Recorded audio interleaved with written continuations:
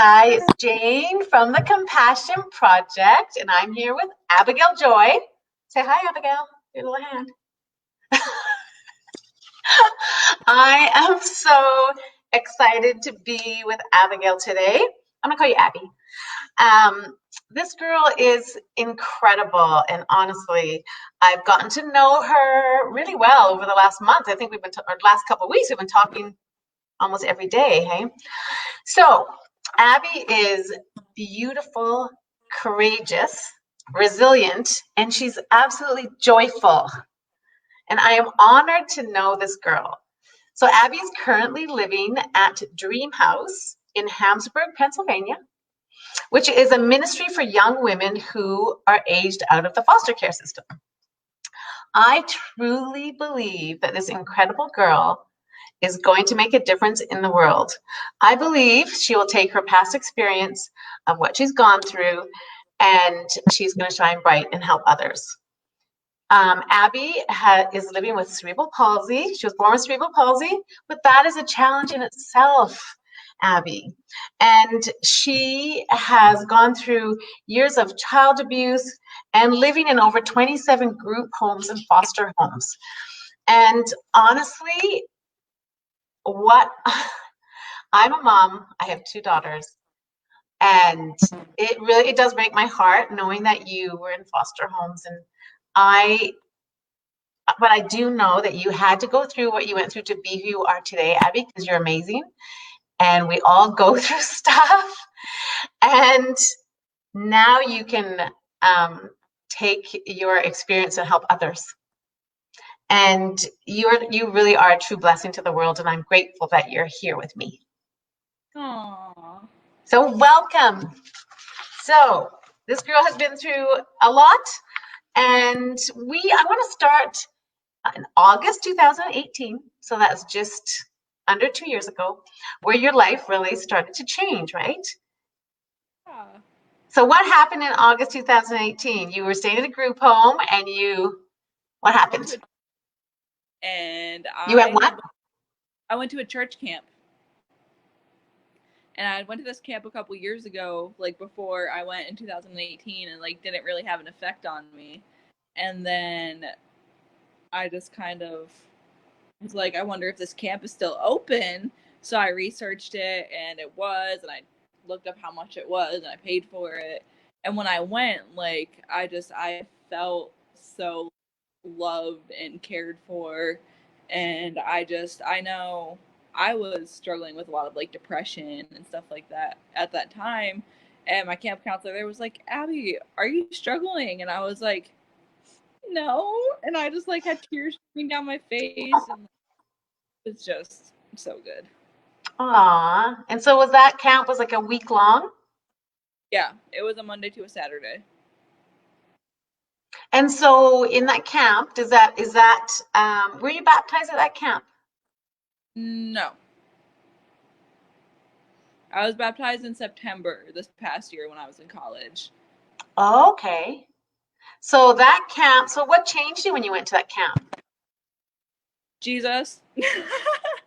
Oh, Like that's really the only thing that changed me. Like I don't know.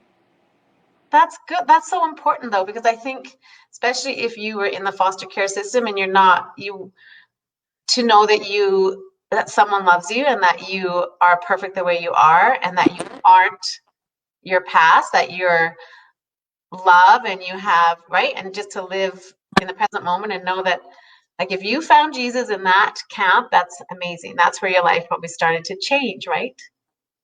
Sure. Okay, so then after that, let's move to February 2019. When I You, met family ever, I okay, met just lean forward a bit because I think you're cutting out a bit for the sound. That's where you met. the best foster family ever. Oh, your best foster family. Tell me about them. They were just really, I only stayed with them for a couple days before I moved in, like just to see if like it was something I could handle. And like going there, they have three kids, and I always wanted to be a big sister. And their kids at the time were 11, 8 and 6, I think. And they're just such good kids. Like I remember asking them at the dinner table the one night when I was there. I said, "Do you guys want a big sister?" And the little girl who's 6 looks at me and she goes, she got Oh, and I remember like moving in there, I finally felt loved and I finally felt a sense of family. So oh, that is so good. I mean, we all want to feel part of something, right? And so that family, did they help you graduate from high school? You got your college and figure out my funds and loans and all that crazy fun college stuff. wow. Okay, and so how long did you live with them for? I lived with them for like 6, 7 months before I went to college. Wow. And so what did you take at college? I changed my major a couple times while I was there. Lots of people do. I think I went in there as a social work major and I changed it to like children and family ministry when I moved in, like when I was like halfway through my semester. Oh, that's good.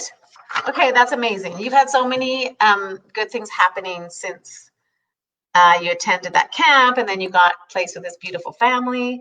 And so then this past January, you attended a church called Miracle Center. Is that right? Yes. And what was that about? Tell me about that. It was just crazy. Like I had experienced churches like that before, but just like going there, I didn't know anybody. And it's like these ladies knew exactly what to pray for. And I was just like, oh my gosh, like they don't even know my story. They don't know who I am, and they know exactly what to pray for. So it was just like mind blowing. Wow, that's amazing. So and then in February, so not long after, I was looking into this. You attended an event at a church in Camp Hill, Yes. and is that where you met Heather Allen? Yes. And so tell me about her. She's my spiritual mama, and I love her so much. And I'm grateful for her. Aw. And so what did she help you, who was it that helped you get into the dream home where you are now? Dream house. It was a mixture of her and then one of her friends that I met at that church. Her name was Sharon, and she told me about the dream house. And she's like, Abby, I think this could be a really good opportunity for you. And then here I am. Because you know what? A lot of people, including myself, I don't understand a lot about the foster care system. I really don't, because it's not like it's been a part of my life, or I don't know anyone that was been in the foster care system. So you are in the system until a certain age.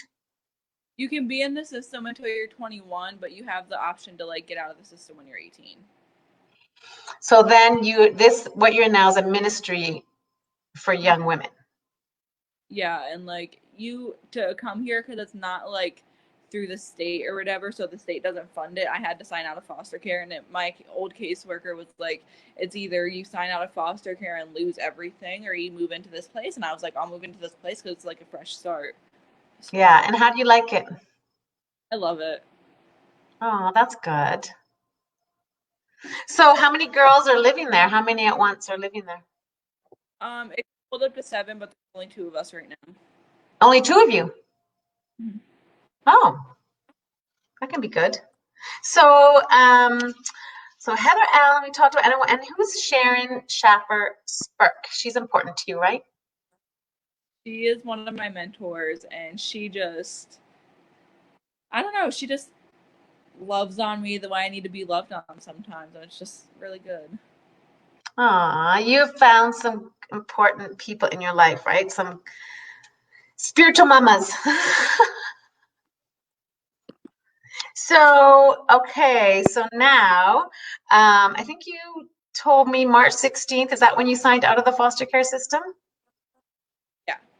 That's a big day. So now what's interesting, let's talk a bit about the social distancing, the pandemic, because that's about the time all of us in March, all of us were like, what is happening? Are things actually closing? Do we actually have to? The day things started shutting down. What was that? I moved in here the day things started shutting down. So what have you had, like, what was it like at the beginning then? Were they really strict there? What were the rules? No, it wasn't really that strict. We just couldn't have like people in the house a lot because of the whole like COVID thing. But now that things are starting to like mellow out and simmer down, like we're starting to have like the schedule of certain volunteers come on certain nights and certain volunteers come on certain days. Like last night, somebody came over to like help me because of my hand. So Oh yeah, we're gonna talk about what happened to you. So, but when you first went in and the social distancing, did you find that hard? Because a lot of us started to get very like we need people, we need connection, and you start to feel like, you know what I mean? Like you can't go out, we're isolated. How was that on yeah, you? for me, it was hard because I'm a very people person and I love to talk to people. I love to hug people. I love to love on people. And I couldn't do that during the whole quarantine thing. And I was just like, and like wearing a mask and like sometimes like dealing with anxiety and having to go into the grocery store. It's like you can't breathe. And it's just like, oh my gosh, what am I going to do? So, do you have to wear masks when you go out in Pennsylvania? Not as much anymore, but we did when it first started. Oh, okay. So things are opening again and Yeah. it's getting better there. Okay, so that's good. So you're doing good, right? So, okay, yeah, I know. That just happened recently. But before we talk about your hand, because this girl just, yeah, she has a cast on her arm. You had a big moment that you shared with me that you went on your first flight ever. I did. Tell everybody about your first flight and where you were going. I went to Colorado. You went where? Colorado. Colorado. And how was the plane ride? It was fun. I Yeah, slept because for some of it because it was such, but it was fun. that's good. It's exciting. Yeah, I told Abby that my husband is a pilot and I used to be a flight attendant a long time ago. That's how you Okay, guys and met. so what was that? How you guys met. Yeah, that's how we met, I know. So you went on the flight and you went to visit Amy Jo Morales, right? That's her name? You call her your mama? Yeah, And how was that call her trip? mama. It was the best trip ever. Like I thought when I went to the beach last summer that was gonna be the best vacation, but this was by far the best. Aw, I loved it. he loved it. No words for it. Like what I needed just because of the stuff I went through. Like she knew how to love on me. She knew how to help me. She knew what to do. Like it was just so good. Aw, she sounds like an amazing person. I'm honestly, I feel so happy that you have met someone like her because I know I think she is a mom herself too, right? She has a daughter, does she? Hmm? I don't know, I What? can't hear you. I didn't hear you very well. Does she have a daughter? She has two like middle daughters that kind of talk to her, but they barely talk to her. And then she has another daughter that's like 24. That's she's in the process of adopting. Oh, So okay, yeah. So because when you've been a mom, like I have two daughters, right? And I have one that lives in Australia and one that lives close. And yeah, I really a wow. yeah, she does. So, okay, so let's talk about your arm. What happened the other day? That was on Monday.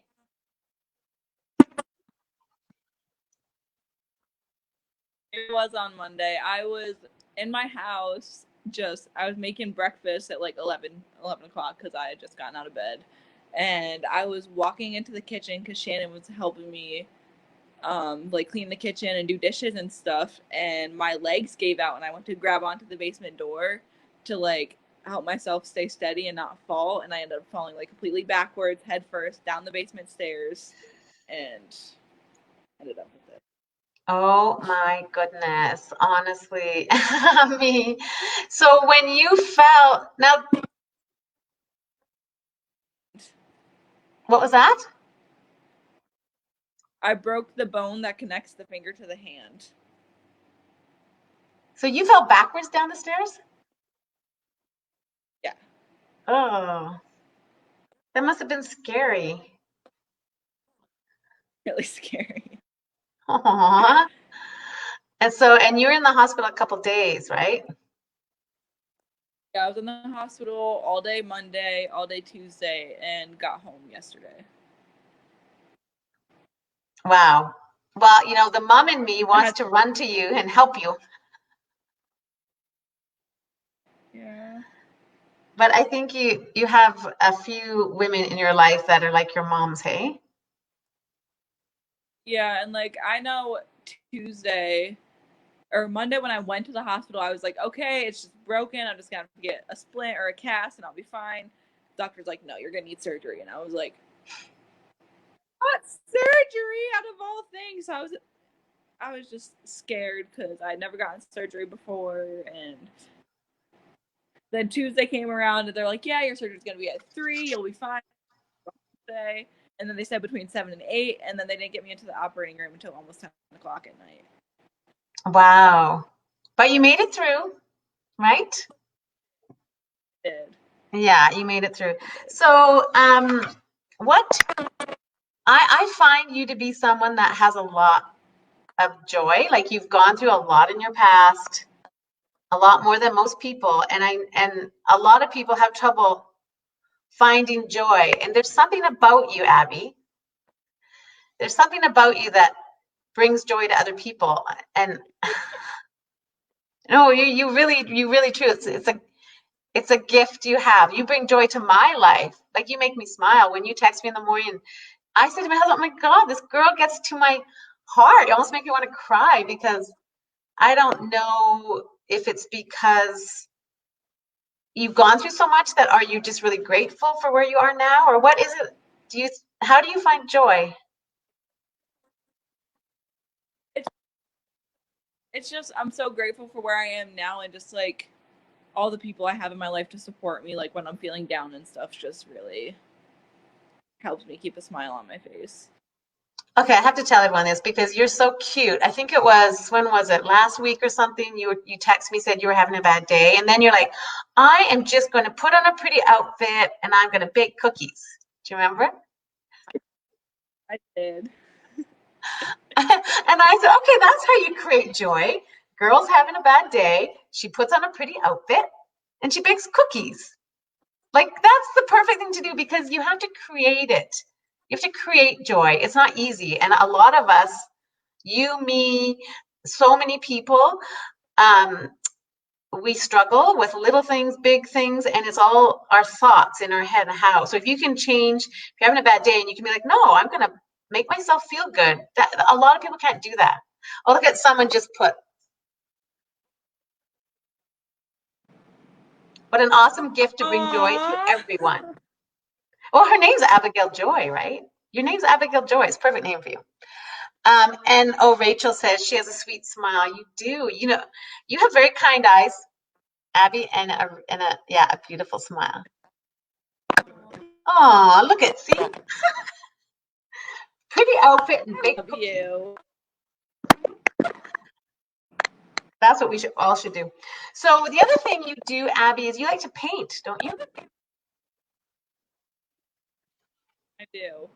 And what kind of I kind of paintings have do you put do? that on hold right now, but But what kind of paintings? I just go with the flow. I just go with the flow. I call credit paintings. I just go with the flow. Okay, that's good because painting makes you feel good. A lot of people during this quarantine, a lot of people have taken up painting because I think painting brings you into the present moment. It makes you just calm. It's good for stress, right? Um, yeah. Well, I would love to see one of your paintings one day. But anyway, is there anything else you want to add?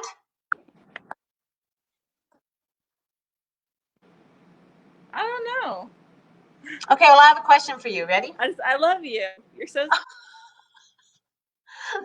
Aw, you're sweet. I love you too. You're adorable. I really do think that people that have gone through a lot in their life, I do think um, if you can take what you've learned and other people that are going through things, you can be an advocate for them. And you can say, I've been where you've been and I've gotten through it and this is how I did it.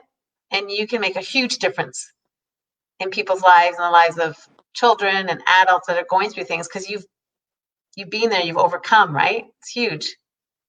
So yeah, I had a question for you at the end. We'll see what you say. It says, "What do you know and believe is God's dream for you?"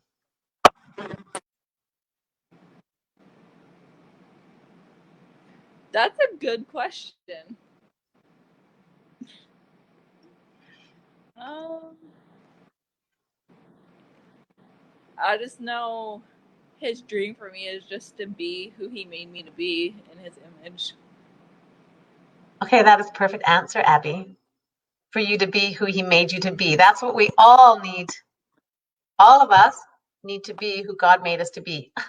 You're amazing. I love it. This girl's a blessing. I'm grateful to know you. We will keep in touch. And look at I have. You were laying on your teddy bear. I'm like, look at Abby. Oh my god!